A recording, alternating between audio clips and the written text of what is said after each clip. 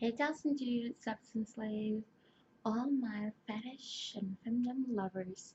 So, as I told you guys, I'm going to start doing a submission series and a femdom series and different things. And we'll still have our peculiar seductions and peculiar fetishes, and that's all the fetishes I say I put under like the farts, the burps, kind of feederism, air wiggling fetishes, hiccups, probably even like bathroom play or toilet play and things of that nature. But right now we're talking about submission. Well, I'm talking to you guys, but what I'm saying, when it comes to submission and doming, or do you want to say dominating, this is what I initially started and of course my main interest and focus, because I all around enjoy it and I am a natural dominant, just more in the sensual aspect. And that's why I want to say I think I turn a lot of vanilla men and women into being more of a submissive and exploring more of their kinks and BDSM and all of those fun things, because I have a more sensual approach to it, and it's just me naturally.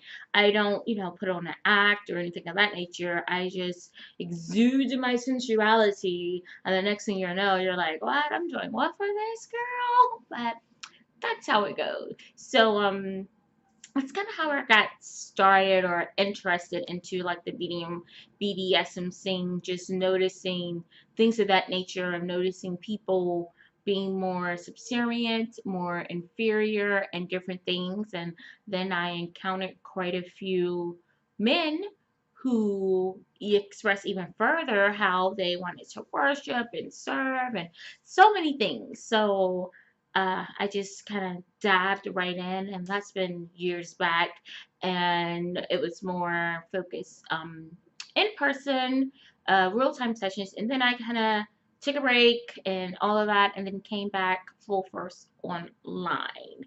And when it comes to submission and the whole role, because as a pro dom as well as a lifestyler, and if you don't know these terms, a pro dom is a professional dom who gets paid, and it could be a female or male, because when I say pro dom with an E is female, but without it, ME is a male.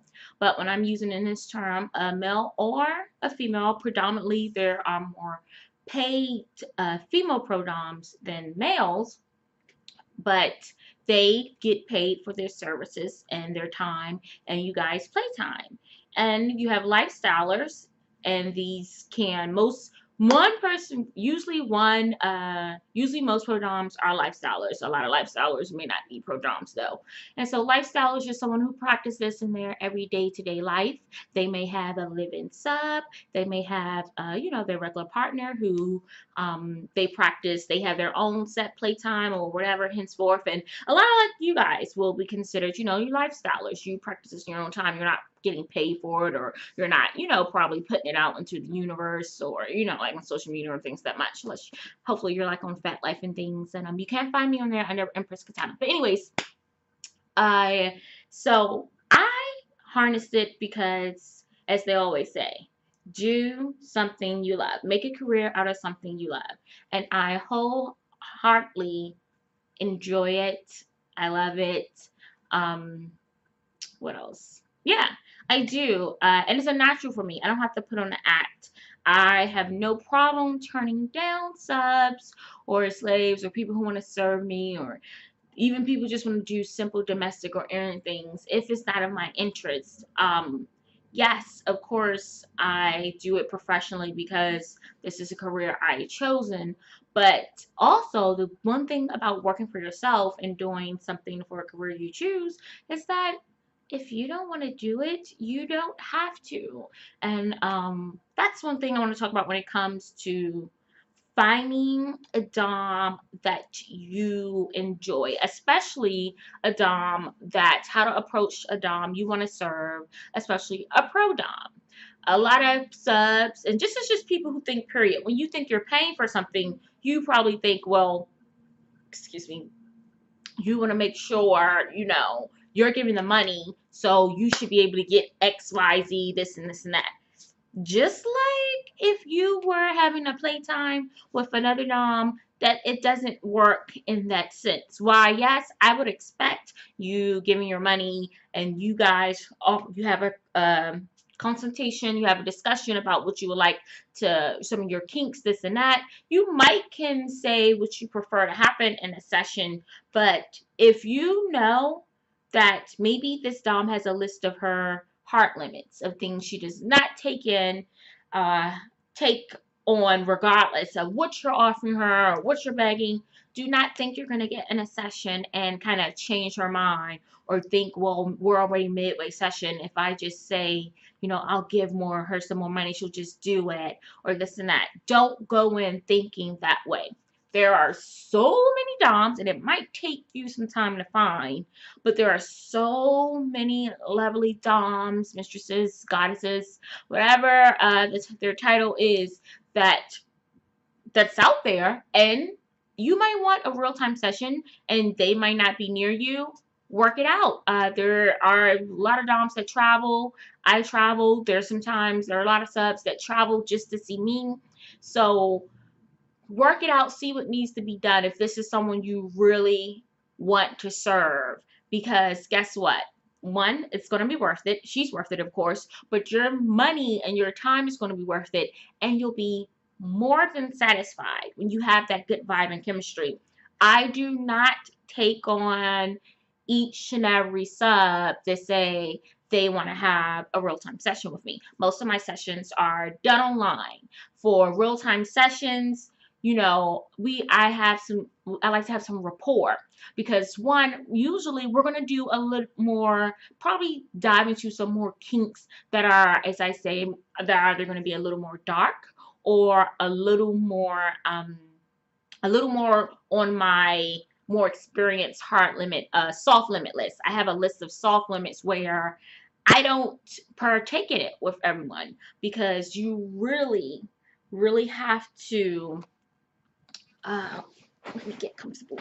You really have to know what you're doing, and you have to be in the right subspace. And a lot of times, most subs, they aren't.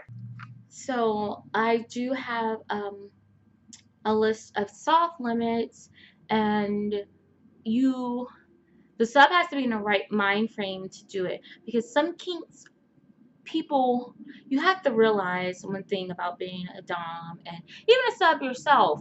Sometimes you have to realize, is this just play for you, you just an outlet, or are you having some dark doors where you might have to speak to a psychologist? So there's certain kinks and things I don't indulge with everyone, and I definitely don't do on cam, because I'm not there to help, or what I'm saying, to help, to aid, to actually be in there to train a hands-on type of things. And those are usually knife, needle, breath play, asphyxiation, all of those things.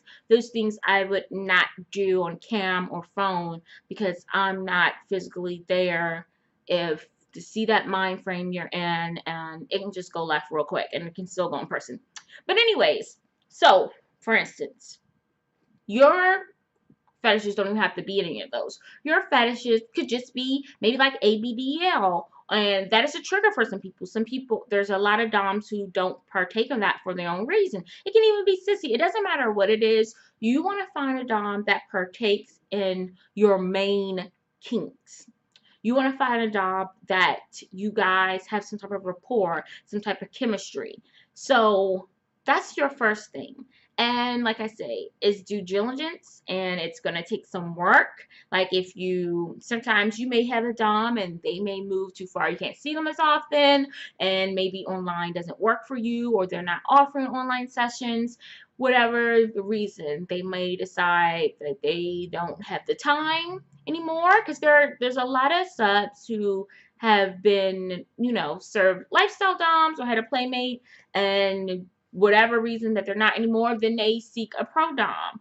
And it's a bit different, because even though you're paying, you may say, well, I'm giving you this for this service, just like that lifestyle dom, you guys had limits, you had safe words, you had a safe place, you had, you know, aftercare, you had a lot of things, and the same aspect goes into that. You want to make sure you find someone that works. Like, you don't know until you try, so start small. That's why I think a great way for approaching professional dom is either offer, and usually most doms will have this as a requirement if this is a first time thing, to have a coffee meet, a lunch meet, just a chat face to face if you can, and just to chat about, you know, doesn't have to be strictly fetish or femdom related, but just get to know each other, see if there's chemistry, see if there's vibe, then delve into the fetishes and the kinks and the hard limits, and how do you see a session going, X, Y, and Z. And, you know, say for instance, if rope play is a big thing, do your dom has any experience in rope play? You know, you might like caning, or, you know, like corporal punishment. Not all doms are um experienced in that or comfortable. You know, some people think automatically that just because you're a pro dom that you can do everything from A to Z, and maybe some can't. And technically, I can kind of delve into it, but I have specialties I do, I have preferences I do. So I do best with subs who enjoy those things. Like, I have, if it's a certain fetish that I don't have that much experience with, I'm always honest. And that's another, find a great honest sub. I mean, honest sub. And you have to be honest as well. Be honest to yourself. Don't come in, this is a pet peeve of mine, saying you have no limits. And I think I'll do another video separately for that. I have a lot of subs that will say, well, I just want to please you and do anything. I have like 0 to no limits. They might say like 2 random things, but I really have like almost no limits, like anything you want. No, no, no. Do you know how many fetishes and kinks and things is out there for me to basically entertain myself with? And you probably will be like, what in the heck? So no, everybody has limits, and it's okay that you do a session and you discover this is a limit, or it might be a soft limit. But yes, so that's, I want to say, when it comes to it, um starting off with finding a pro dom and how to approach, those are some of the things you do to get started. If your pro dom is primarily online, of course, schedule a phone session, schedule a cam session, maybe just a text chat, whatever you can. And yes, you're going to pay for that time, because time is important, just as like you were having a consultation with anyone else. But, you know, just schedule the time to get to know, because I think it's always better to say, well, I'll schedule just a little bit just to see where this person is at, see if there's any similarities, than to say, oh, I want to book. Now, granted, I have some subs that they have seen me rather on videos, on Twitter, on my site, whatever, and they go straight and dive in and will book an hour session weekly all online. And granted, we have a great time and they come back and it works, but it could be that we might not actually be a great fit. That's why I always say, contact me before you book as well. So do your preliminary homework to get the best experience, because just like in a regular relationship, in a dom and sub, in a BDSM, you know, your fetish kink relationship, everybody is different. We all have our different wants and needs. We all have our limits. We all have things that makes us tick and desires, and everybody is not for everyone. It's just the reality. And sometimes you might have a dom that you might have an idea in your mind, or contact a dom that you think is perfect for you, and she may decide you're not, and you have to accept that.